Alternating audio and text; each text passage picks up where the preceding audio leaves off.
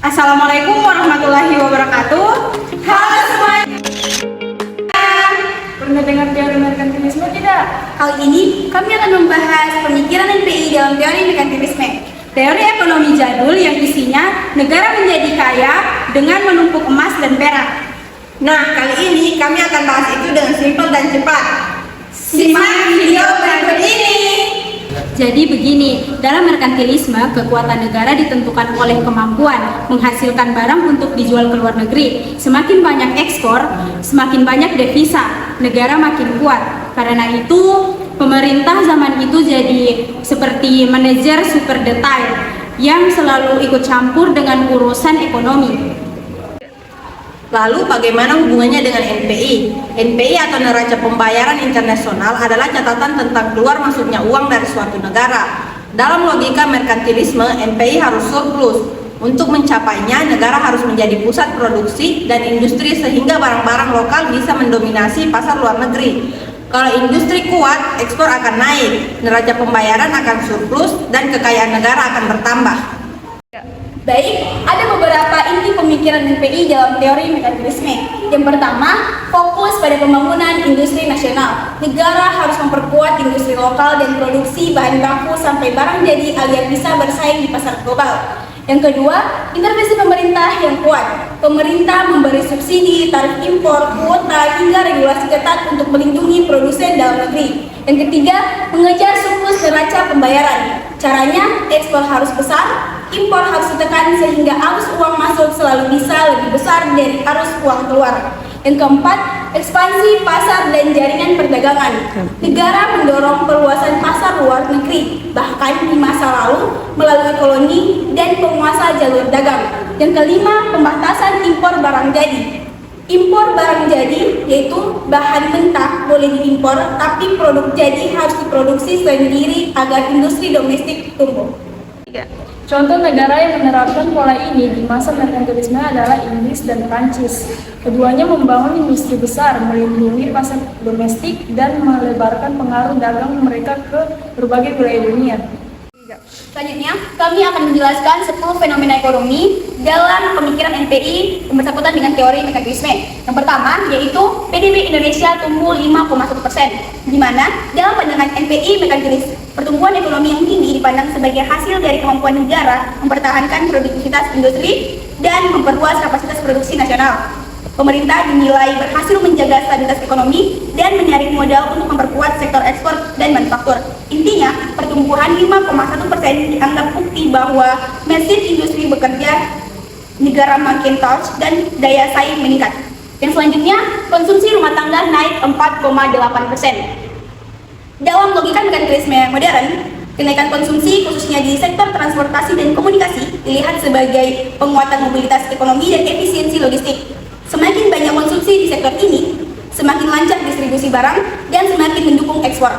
Intinya, masyarakat makin banyak bergerak, perdagangan makin cepat, negara makin happy. Yang ketiga yaitu BI rate naik dari 5,75 sampai 6,75. Dalam NPI merkantilis, suku bunga adalah instrumen untuk yang pertama yaitu menahan inflasi, yang kedua menarik arus modal asing, yang ketiga menjaga stabilitas kurs. Kenaikan BI rate dipandang strategi defensi negara untuk mempertahankan posisi Indonesia dalam kompetisi global modal. Intinya, naikin bunga dulu supaya modal asing masuk, rupiah tidak makin loyo, dan industri tetap berdaya saing. Selanjutnya yaitu FDI masuk 15% lebih tinggi.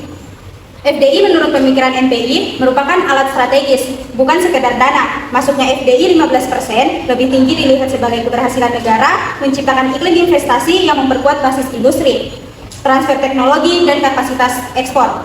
Intinya, negara berhasil bikin investor asing dan makin memperkuat basis industri nasional.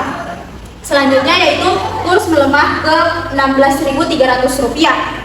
Dalam kacamata merkantilis, pelemahan kurs pada dua sisi. Yang pertama yaitu negatif, biaya impor bahan baku naik. Yang kedua positif, ekspor lebih kompetitif harga. Namun, karena tujuan merkantilis modern adalah surplus perdagangan, kurs lemah dianggap exploitable jika dapat mendorong peningkatan ekspor dan menarik investor. Intinya, rupiah melemah bukan ideal, tapi bisa jadi senjata harga untuk ekspor selama 3 kebablasan. Kemudian yang selanjutnya ekspor turun 20%. Ini dianggap alarm merah dalam pemikiran merkantilis karena ekspor adalah sumber devisa dan simbol kekuatan industri. Penurunan ekspor dilihat sebagai menurunnya daya saing industri atau melemahnya permintaan global. Dalam NPI, negara harus tergerak investasi lewat subsidi, insentif, produksi, dan proteksi perdagangan. Intinya, eksportir mulai ngos-ngosan, saatnya negara turun tangan. Selanjutnya, impor naik 12%. Dalam teori merkantilis, kenaikan impor adalah hal yang tidak menyenangkan. Ibaratnya itu, kita makan bakso tapi baksonya hilang satu. Ini sinyal. Yang pertama, ketergantungan bahan baku impor naik. Yang kedua, dana devisa tertekan. Yang ketiga, NPI akan mendorong substitusi impor dan insentif industri hulu. Intinya, negara cenderung tidak suka impor naik karena bikin defisit dan menunjukkan ketergantungan industri. Selanjutnya itu ada inflasi 6,5%. Inflasi tinggi dipandang menggerus daya beli dan merusak fondasi daya saing industri. Dalam pemikiran merkantilis, negara harus menjaga stabilitas harga agar biaya produksi tetap rendah dan ekspor kompetitif. Intinya, inflasi 6,5% dianggap ancaman terhadap daya saing. Butuh kebijakan pengetatan, pengawasan harga, dan stabilitas pangan. Selanjutnya tenaga kerja full employment. Dalam teori merkantilis klasik maupun NPI, negara kerja penuh adalah kondisi ideal. Yang pertama, kapasitas produksi maksimal. Yang kedua, produktivitas tinggi. Yang ketiga, ekspor bisa ditingkatkan. Namun NPI juga melihat risiko overheating ketika tenaga kerja sudah penuh. Intinya, full employment bagus, tapi jangan sampai industri kekurangan pekerja terampil. Lalu selanjutnya itu current account deficit minus 3%. Defisit transaksi berjalan dipandang musuh utama dalam pemikiran merkantilis karena menandakan yang pertama nilai impor dan ekspor, yang kedua devisa mengalir keluar, dan yang ketiga negara kehilangan mandiri ekonomi. Lalu NPI akan menyarankan yang pertama penguatan industri ekspor, yang kedua substitusi impor, dan yang ketiga peningkatan arus modal masuk. Intinya defisit CA minus 3% itu kayak laporan keuangan merah. Negara pasti ingin balik surplus secepatnya. Sekian video dari kami. Wassalamualaikum warahmatullahi wabarakatuh. See you!